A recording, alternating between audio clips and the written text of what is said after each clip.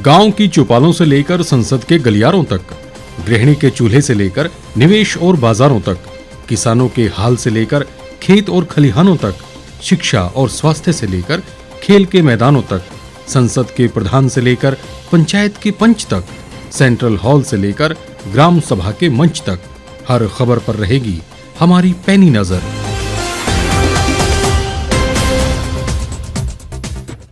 भारत विविधताओं का देश है और देश के लगभग हर इलाके की अपनी संस्कृति और सभ्यता है। भारत का सबसे प्रसिद्ध त्योहार दीपोत्सव विदेशों के आंगन में भी रोशनी देता है। शहरों में त्योहारों का स्वरूप अब ज्यादा व्यावसायिक होता जा रहा है। पर्वों की आत्मीयता कम हो रही है, लेकिन देवभूमि हिमाचल और उत्तराखंड में पुरातन संस्कृति और मेले व त्योहारों में आत्मीयता काफी हद तक कायम है। यहाँ हर बरस दीपावली के एक माह बाद बूढ़ी दिवाली मनाई जाती है। देवभूमि कहे जाने वाले हिमाचल के कुछ इलाकों में बूढ़ी दिवाली का जश्न मनाया जा रहा है। सिरमौर के गिरिपार इलाके, शिमला के कुछ गांव, मंडी के सिराज सहित कुल्लू के निरमंड में बूढ़ी दिवाली मनाई जाती है। निरमंड की राज्य स्तरीय ऐतिहासिक बूढ़ी दिवाली मेला काफी मशहूर है।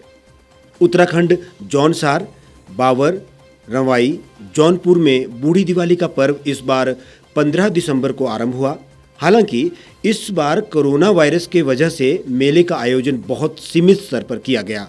अब सवाल ये उठता है कि कुछ दिन पहले ही तो दिवाली मनाई गई थी, फिर ये बूढ़ी दिवाली आखिर है क्या? हमारा देश त्योहारों का देश है, उत्सव का देश है। ये देश दो वस्तुओं पर बड़ा ध्यान देता है, एक उत्साह और दूसरा उत्सव। भगवान राम जब लंका पर विजय करके अयोध्या आए, उस समय दीपावली का उत्सव प्रारंभ हुआ। लक्ष्मण चाहते थे कि कुछ समय लंका में बिताया जाए। भगवान राम ने जो कहा वो उनके अयोध्या पहुंचने से पहले ही सब जगह प्रसारित हुआ और जनता को उसका पता लगा। उन्होंने कहा कि लक्ष्मण, ये ठीक है, ये सोने की लंका है, लेकिन जननी और जन्मभूमि स्वर्ग से भी बड़ी होती है। मुझे तो इतनी उत्सुकता है कि मैं जितना जल्दी यहाँ से प्रस्थान करूँ उतना अच्छा है। तो राम ने कहा था कि अपि स्वर्णमयी लंका न रोचते मम लक्ष्मण जननी जन्मभूमिश्च स्वर्गादपि गरीयसी।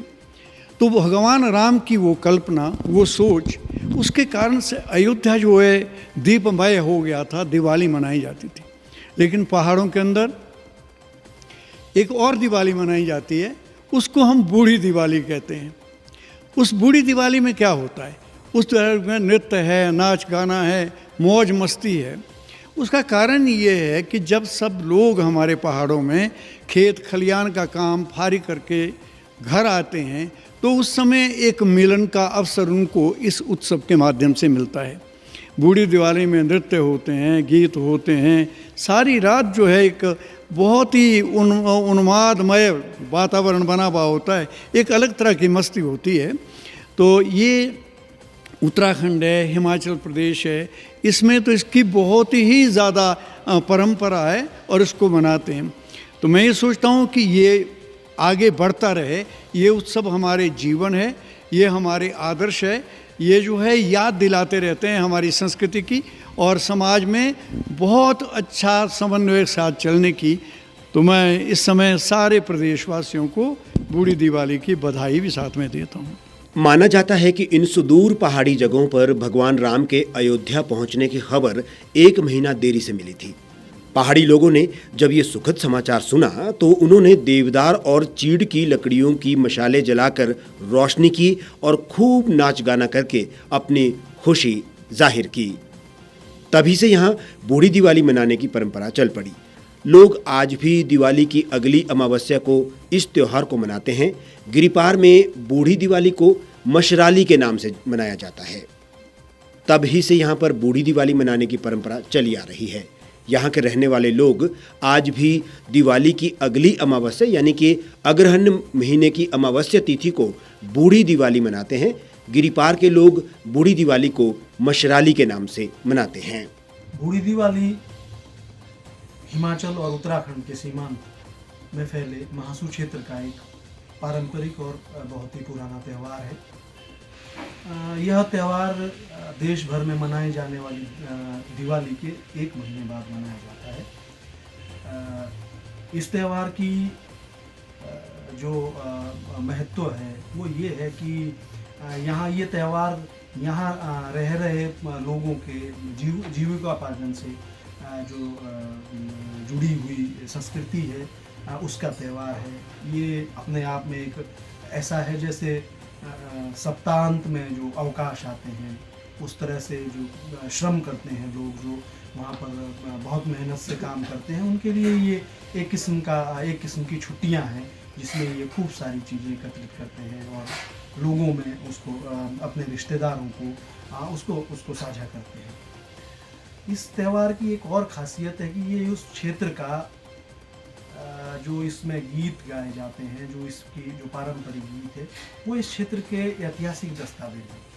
हालांकि उसमें कितना सही है कितना गलत है वो तो शोध का विषय है, लेकिन जो ये गीत है वो वहाँ के लोगों से जुड़े हुए हैं, उनके जीवन से जुड़े हुए हैं, उनके जो साल भर वो देखते हैं जीते हैं उसको वो गाते हैं। और इस तरह से इस 3 से 5 दिन चलने वाले त्यौहार को बहुत आनंद और उत्सव के साथ मनाया।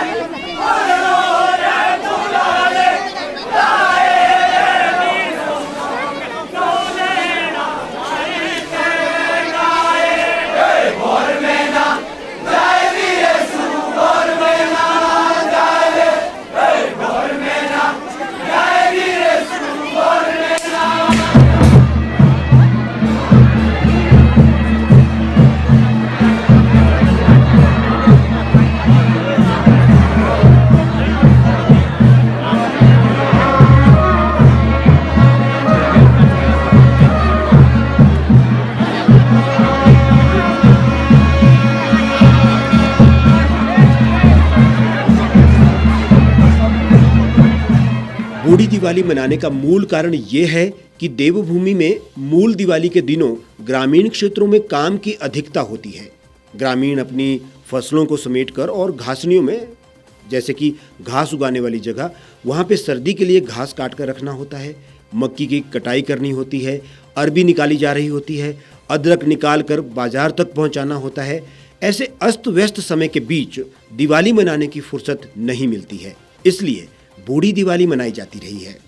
निर्मल की बूढ़ी दिवाली एक बहुत ही प्राचीन समय से चली आ रही प्रथा है। कहा जाता है कि जब राम भगवान लंका पे विजय प्राप्त करके और वनवास से वापस आए थे तो ये खबर जो है पहाड़ी इलाकों में 1 महीना देरी से प्राप्त हुई थी। तो इसी वजह से जो है दीपावली के पूरे 1 महीने बाद जो है बूढ़ी दिवाली का आयोजन किया जाता है, जिसमें 1 दिन रात की दिवाली होती है और बाकी 3 दिन का वक्त में इसे मनाया जाता है और इसमें एक मेला का भी आयोजन किया जाता है। बूढ़ी दिवाली की सबसे खासियत बात जो निर्मल बूढ़ी दिवाली की है वो ये है कि यहाँ पे दिन के वक्त में पुरुषों द्वारा एक नाटी का आयोजन किया जाता है। और इस नाटी की खास बात यह है कि जो गांव के सबसे उम्र दराज पुरुष होते हैं वो इस नाटी का आगाज़ करते हैं, वो नाटी में सबसे पहले लगते हैं। और दूसरी बात यह है कि इस नाटी में महिलाएं हिस्सा नहीं लेती हैं। तो ये अपने आप में बहुत प्राचीन प्रथा चली आ रही है जिसे आज भी पूरी ईमानदारी के साथ निभाया जाता है। बूढ़ी दिवाली के पहले दिन मक्की के सूखे टांडों को जलाया जाता है। ढोल, करनाल, दुमालू, ये सब और इससे जुड़ी हुई लोक संगीत और कुल देवता की गाथा गाई जाती है। कार्यक्रम देर रात तक चलता है। अमावस्या के मौके पर दिवाली का मुख्य नृत्य बूढ़ा नृत्य होता है। हुड़क बजाते हैं। शाम को सूखी लकड़ी एकत्रित कर जलाई जाती है। अगले दिन पड़वा की देव पूजा होती है।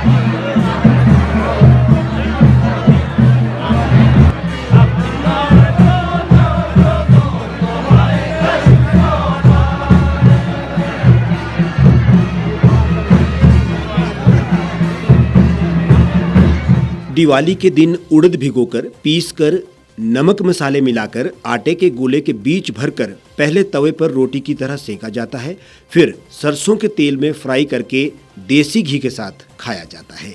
मूड़ा, मक्की भूनकर और धान को नमक के पानी में कई दिन भिगोकर छिलका अलग भूनकर कूटकर चिवड़ा बनाकर खाया खिलाया जाता है। इन पहाड़ी खानों का अपना विशिष्ट स्वाद होता है। कई स्थानों पर दिवाली को मंगशराली भी कहते हैं, जिसमें वर्णित है कि त्योहार के मौके पर घर पर ही रहना चाहिए। पूरेटुआ ने अपनी वीरता के अभिमान में ऐसा किया भी और मारा गया। कई जगह दिन में लोक नाट्य सॉन्ग और स्वांग का आयोजन भी होता है। उत्सव के दौरान हर शाम सांस्कृतिक कार्यक्रमों की धूम मची रहती है। आग जलाकर चारों तरफ बैठकर लोक नृत्य नाटी का रंग जमता है। खलिहानों में रखे कृषि यंत्रों पर दिए जलाए जाते हैं। पारंपरिक लोकगीत गाए जाते हैं।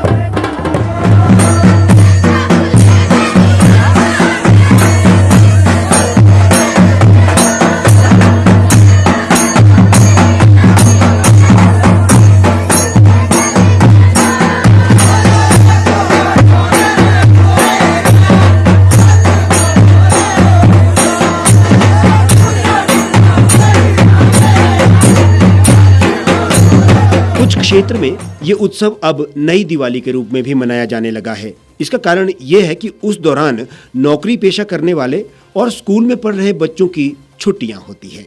विकास के युग में ऐसा होना स्वाभाविक भी है और जीवन यापन के साधन ढूंढने युवाओं को घर से निकलना ही पड़ेगा। अंधाधुंध और गला काटू प्रतियोगी दुनिया में प्रतिभा उगाने के लिए अपने रास्ते खुद बनाने पड़ेंगे। ऐसे में हमारी पुरानी संस्कृति पर कुछ तो असर होगा ही। ये अच्छी बात है कि पहाड़ों में अभी काफी कुछ बचा हुआ है।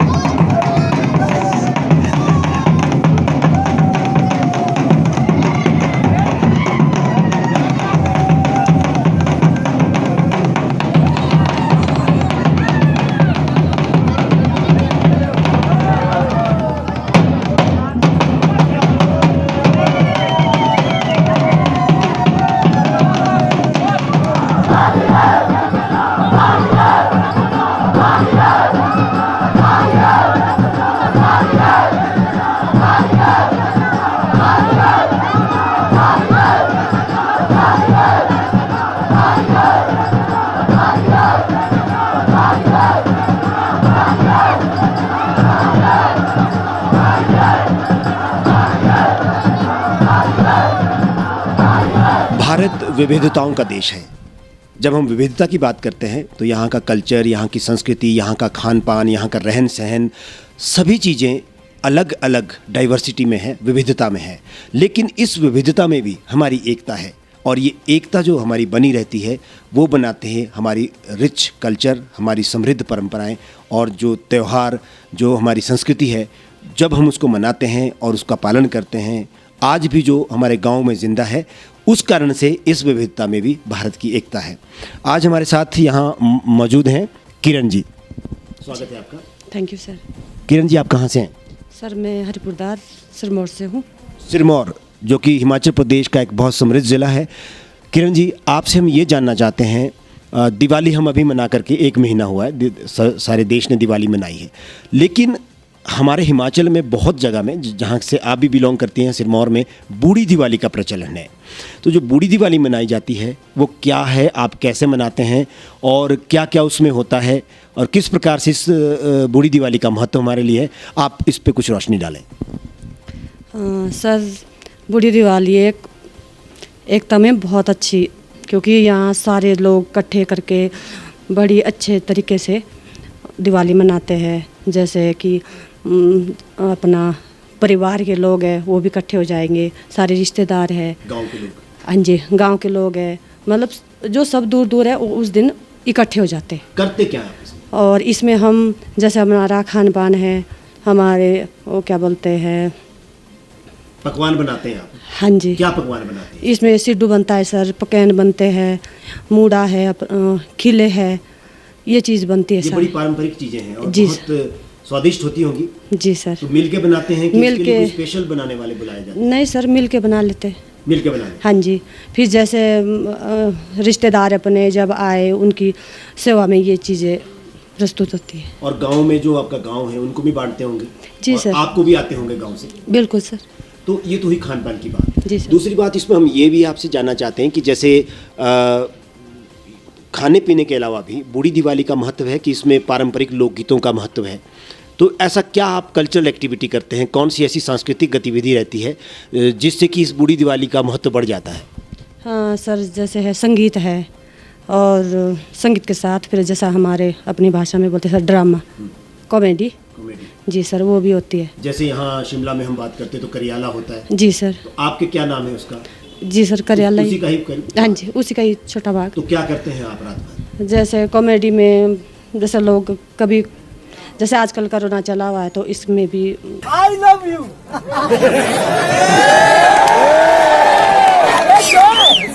Zetantie jubloube. Moarari the bab debe I love you ve tak I love you. You like the bab ei rat rahe ru sir mai hai. क्यों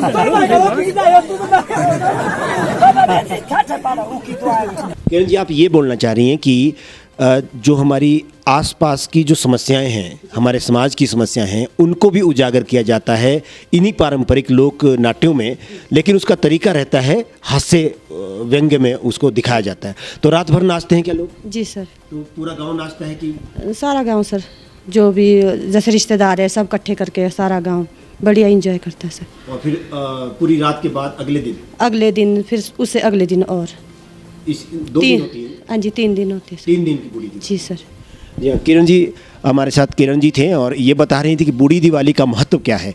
दिवाली तो पूरे देश में मनाई जाती है, लेकिन बूढ़ी दिवाली जहाँ जहाँ भी मनाई जाती है उसका उत्साह आप इनसे सुन रहे थे कि वो 3 दिन तक मनाई जाती है। और देखिए कितनी महत्वपूर्ण बातें इन्होंने बताई हैं कि बूढ़ी दिवाली में न केवल पारंपरिक खान पान होता है, बल्कि पारंपरिक लोक नृत्य, पारंपरिक गीत, लोकगीत और ऐसी विधाएं जो ड्रामेटिक होती हैं, जो लोक नाट्यों में हम देखते हैं, और जिसमें कि आसपास की समस्याओं को, जो हमारे आसपास समस्याएं घटित हो रही हैं, उन समस्याओं को उसमें हास्य व्यंग्य में उजागर किया जाता है। ये बहुत बड़ी परंपरा का हिस्सा है। समृद्ध भारत की जब हम बात कर रहे हैं तो समृद्ध भारत बनता है यहाँ की समृद्ध परंपराओं से और यहाँ की समृद्ध संस्कृति से। और हम बात कर रहे थे बूढ़ी दिवाली की। अभी हमारे साथ निरमंड पर बात करेंगे, कुल्लू से, निरमंड से में जो बूढ़ी दिवाली मनाई जाती है। आप अपना नाम बताएं। दिनेश कुमार। दिनेश जी, आपका स्वागत है। Thank you sir. Dinesh ji, Diwali के बाद एक बूढ़ी दिवाली का प्रचलन है, जैसा कि हम अभी बात कर भी रहे थे। सिरमौर में बूढ़ी दिवाली मनाई जाती है, लेकिन निरमंड की बूढ़ी दिवाली का भी अपना ही महत्व है। क्या कहना चाहेंगे? निरमंड में ये निरमंड कुल्लू में आता है और वहाँ की बूढ़ी दिवाली बड़े पुरानी दिवाली है और इसमें लोग दूर दूर से आते हैं और देवी देवताएं भी बाहर निकलते हैं, नाचते गाते हैं और जो हमारा खान पान है वो सब वही व्यवस्थित हैं जैसे ही पुराने लोग करते थे और हम वैसे ही खान पान बनाते हैं। और इसमें दुकान और कपड़ों की दुकानें भी लगाई जाती हैं और लोग बहुत सारे कपड़े और बर्तन भी खरीदते हैं। शुभ माना जाता है। और इसमें लोग एक दूसरे से भी काफ़ी मिलते जुलते हैं। जो लोग बाहर रहते हैं वो भी उस दिन घर दिवाली में आते हैं और उसमें मूंजी की एक रस्सी बनाकर भी लोग उसमें नाचते गाते हैं, जबकि उस रस्सी को बाद में नाचने के बाद काटते हैं तो वो मूंजी की ही रस्सी होती है। जी, मूंजी एक प्रकार का घास है। जी। खान पान में क्या रहता है दिनेश जी? खान पान में सर ये दाल चावल सिड्डू और भी कई व्यवस्थित की जाती हैं। तो देवी देवताओं का नृत्य जो है वो कई दिन चलता है या एक दिन के लिए, एक रात के लिए होता है? सर वो एक ही दिन के लिए होता है और एक रात में। ये थे हमारे साथ दिनेश जी, जो निरमंड की बूढ़ी दिवाली के बारे में बता रहे थे और किस तरह से वहाँ पे भी देवी देवता बाहर आते हैं, उनका नृत्य होता है, देव नृत्य होता है, उसमें लोग भाग लेते हैं। और उसके बाद एक तरह का विशेष घास होता है मूंजी की रस्सी बना करके उसमें सभी लोग उसके साथ बंद करके उसके साथ नाचते हैं, नृत्य करते हैं और एक जो हमारी रिच परंपरा है, जो हमारी समृद्ध परंपरा है, उसका प्रदर्शन होता है। क्लोजिंग इस बुलेटिन में फिलहाल इतना ही। बाकी तमाम खबरों के लिए आप जुड़े रहिए और देखते रहिए द रीव टाइम्स।